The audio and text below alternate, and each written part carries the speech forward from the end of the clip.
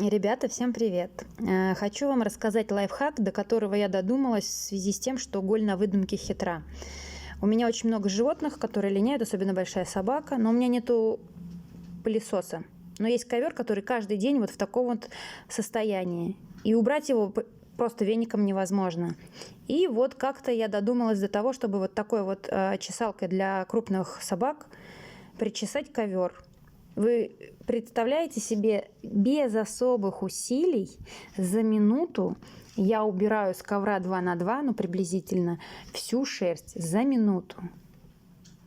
Причем по одному и тому же месту водить не обязательно, она очень хорошо все убирает. Вы можете использовать либо вот такую вот расческу для животных, для собак, либо для гребни такие огромные.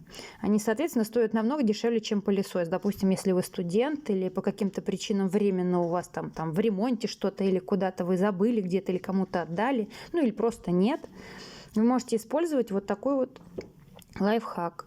И вот за полминуты у меня пол ковра вот в таком количестве шерсть собралась. Соответственно, ее, конечно, на выброс, потому что она уже и грязная, с пылью, и там с наполнителем.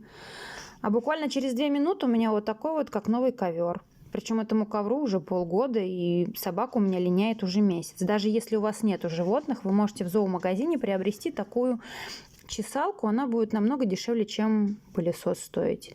Поэтому, в принципе, кому понравился этот лайфхак, кому он будет полезен, пожалуйста, ставьте комментарии, ставьте лайки, подписывайтесь на канал. Всем пока!